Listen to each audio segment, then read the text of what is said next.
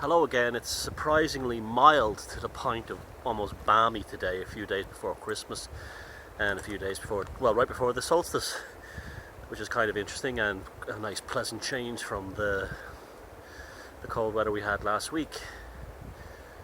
I want to talk about the tragedy of archetypal dissociation, almost, separation, which is one of the most tragic and sad and dangerous byproducts of Europeans being forced to worship the gods of the Middle East, the God of the Middle East through Christianity and Islam, same God, and Jehovah we're going to call him.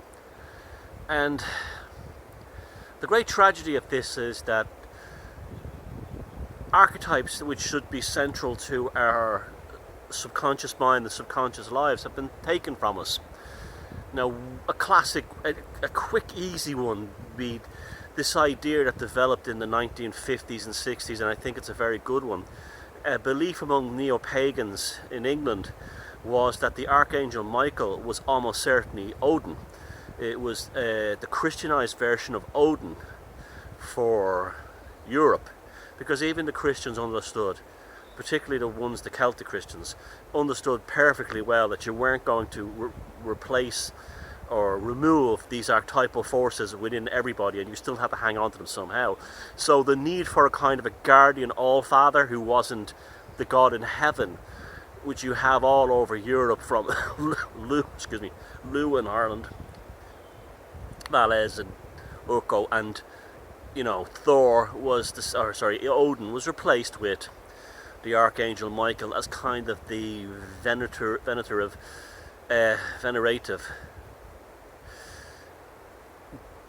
protector, caring deity of Christianized deity of Europe in the post-pagan era. This is why Michael is portrayed as a warrior. He's a very un-Christian type archetype. He's a sword, but he's also got that kind of protective friendliness that you find in characters such as Odin.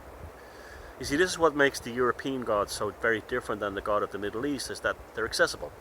They're not high and mighty, they're ordinary people, as well as gods at the same time. There's some semi-divinity to them, and Michael very much, the Archangel Michael archetype, has that very much. Another one that's been lost to the masses has been this thing called the Bucranium.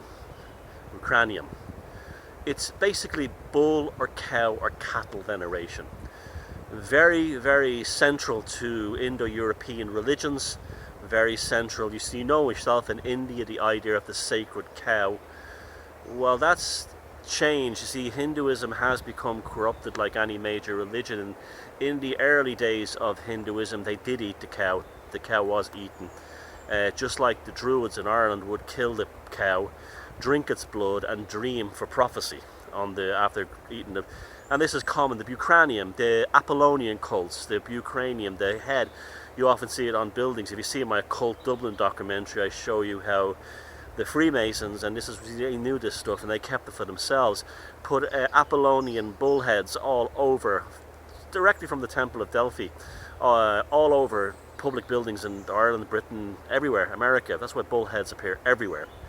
And you have the bull cult. It's always central to our pagan ancestry. Now, one of them things that's been corrupted very badly, because we don't have a direct relationship with the Bucranium bovine cult, and that's like, especially in Ireland, like the primal goddess, the bonad, is a cow and a woman at the same time. You see this repeated all through Indo-European.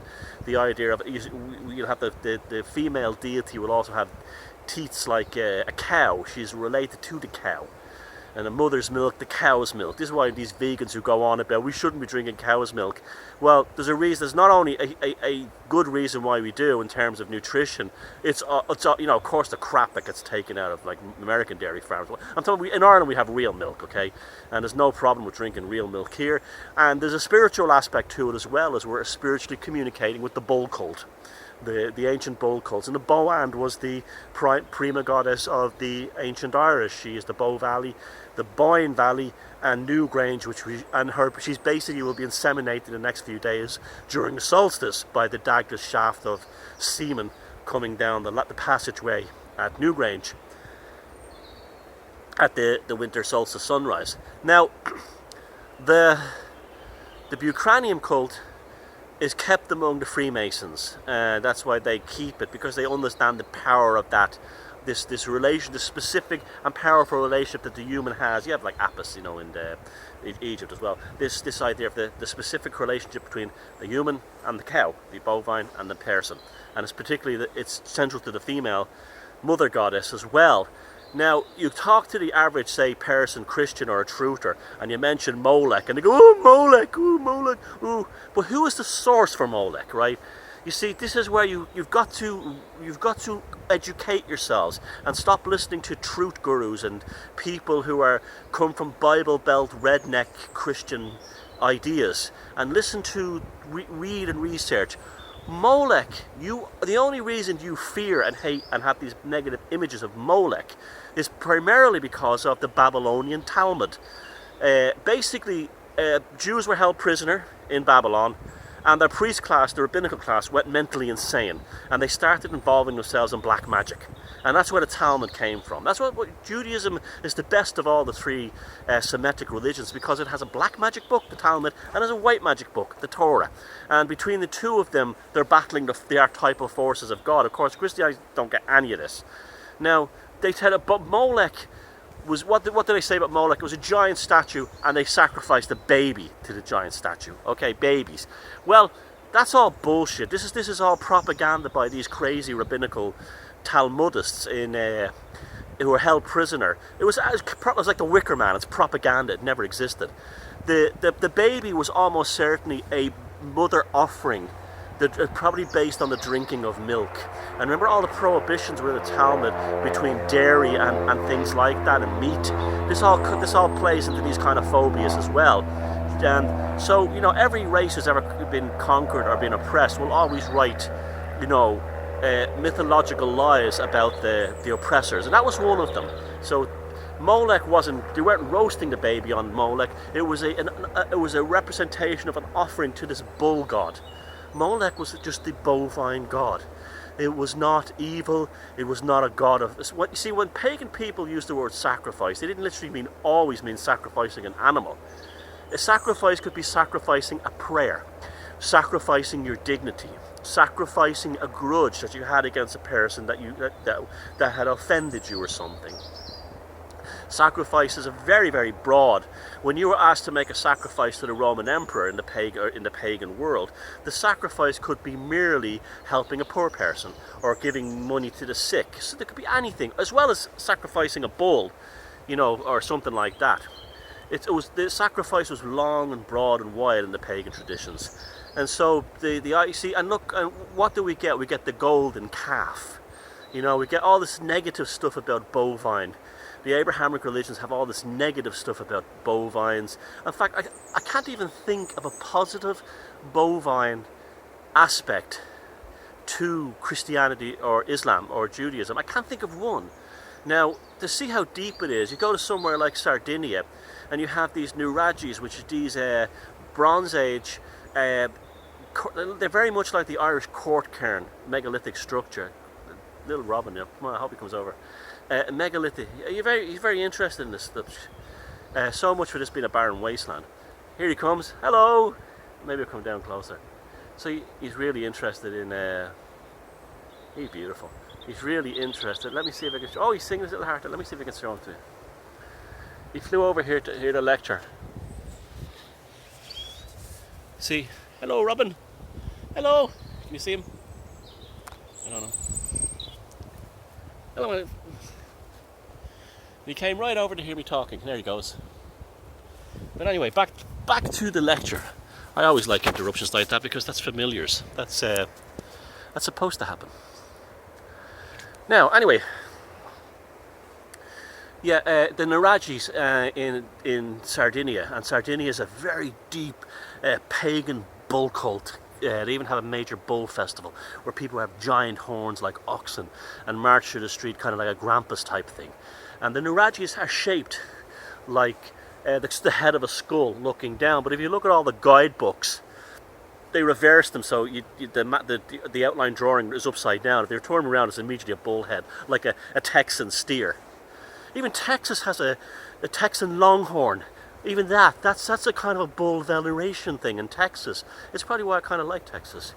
You know how that famous video where it's Lyndon Johnson's is being buried, and they all say it's an Illuminati funeral. That's the symbol of the Texas Longhorn sports team, by the way. It's nothing Illuminati about that. And even that's not even evil or anything. Anyway, I've gone off the subject. Because I'm having to try and deprogram these people who think they're awake. They've just been sent into Matrix 2.0 by truth gurus who don't know shit and just repeat cliches that originally started in the American redneck Bible Belt. But anyway, yeah, the Bucranium is so central to us, and we don't worship it, we don't venerate it, we don't have a bull cult. And like I said, I can't think of anything in Christianity. I'm just really thinking, I can't think of anything. The only one I can really think of, well, I think in the manger of the Christian manger of the birth of Jesus Christ, I think there's a cow in there. Also, maybe there's some kind of symbolism in the actual animals and the arrangement of the creatures, of the humans and the animals in the manger, in the Christian manger. There's probably some symbolism to that as well.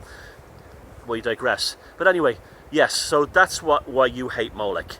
You hate Molech because of rabbinical lunacy among traumatized and mentally ill Talmudic rabbis in Babylon when they were held prisoner there, and they lost their minds, probably because they lost all their power. And like any subjugated people, they tend to go insane.